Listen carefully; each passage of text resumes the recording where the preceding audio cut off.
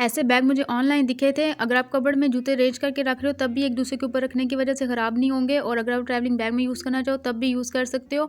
और इसके ऊपर ये जो ट्रांसपेरेंट शीट लगी हुई है, इसकी वजह से ईजिली आप देख पाओगे कि किसके अंदर कौन सा जूता है।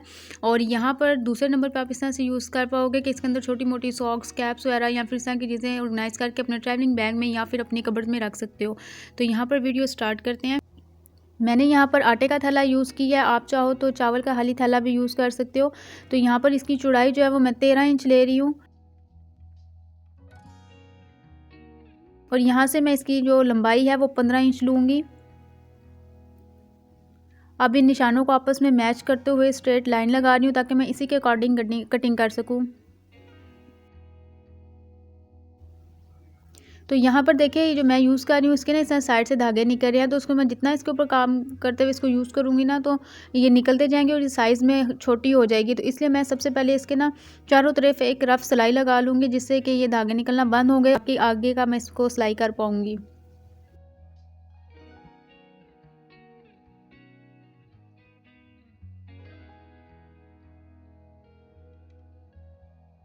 अब यहाँ पर मुझे इसका मिड निकालना है, तो मिड निकालने के लिए यहाँ से यहाँ तक मैं देखूँगी ये 15 इंच है।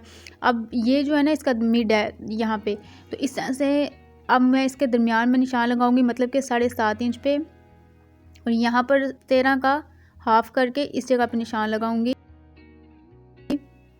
अब ये मिड का पॉइंट है, और मिड के पॉइंट से ही मुझे निशान लगाते हुए 5 इंच का डिब्बा बनाना है।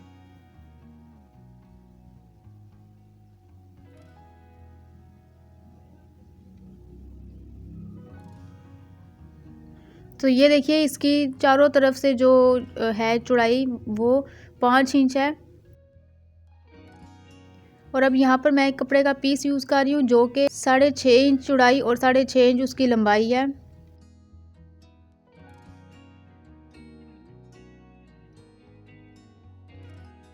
और अब लाइन के ऊपर ऊपर मुझे इस पूरे डिब्बे में सिलाई लगानी है।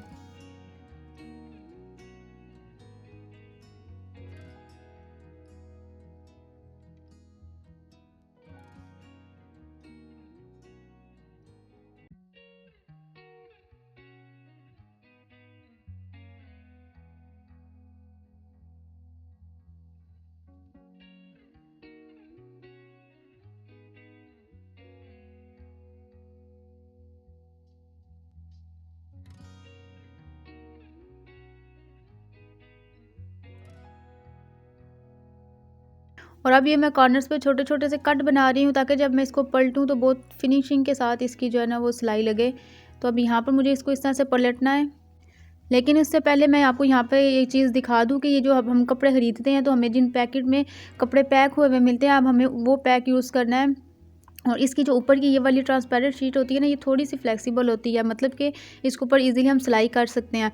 तो मैं इस शीट का ऊपर से यूज़ करूँगी। हाफ मैंने किसी और काम के लिए यूज़ की थी, तो बाकी की मैं यहाँ पर लगाऊंगी। तो यहाँ पर अब इस कपड़े को मुझे अंदर की तरफ फोल्ड करते जाना है, और अब इसको अंदर की तरफ से मुझे ये शीट रखनी है। और ये शीट का जो पीस है ये भी मैंने 6.5 इंच चौड़ाई और 6.5 इंच लंबाई ली है। और इस तरह से मुझे इसके साथ ये पीस अटैच कर देना है। इस तरह से हम वो ट्रांसपेरेंट हिस्सा बना सकेंगे, जो कि हम लोग जब भी इसमें कुछ ऑर्गेनाइज़ करके रखें तो इजीली हमें मिल सके। अगर वार्डरोब में है या ट्रैवलिंग बैग वगैरह में है, तो हमें हर चीज़ खोल खोल के देखना नहीं पड़ेगी। ईज़िली हम ऊपर से देखेंगे कि इसके अंदर क्या है, तो इस तरह से निकाल सकते हो। और अब मैं इनको काफ़ी सारा बनाने वाली हूँ, क्योंकि मैं अपने सारे जूते इनमें ऑर्गेनाइज़ करके तो फिर रखूँगी, क्योंकि कबर्ड में सारे जूते एक साथ नहीं आ सकते हैं। तो एक दूसरे के ऊपर रख के ईज़िली काफ़ी सारे जूते रखे जा सकते हैं।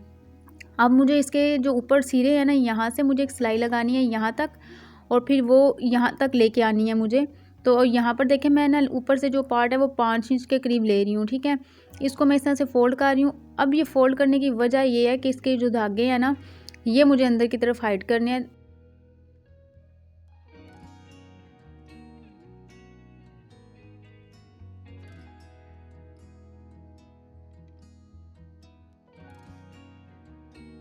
और सेम यही मेथड मुझे दूसरी साइड पे भी ऐसा ही करना है। ये देखिए, यहाँ पर मैंने ये कर लिया, और सेम ऐसे ही मैंने इस दूसरी साइड पे भी कर लिया ये। अब मुझे इसको ना यूँ पलट के इधर ऊपर सिलाई लगानी है। नेफे की तरह मुझे बनाना है। ऊपर से साइडों पे सिलाई नहीं लगेगी, सिर्फ यहाँ पे सीधी सिलाई लगेगी।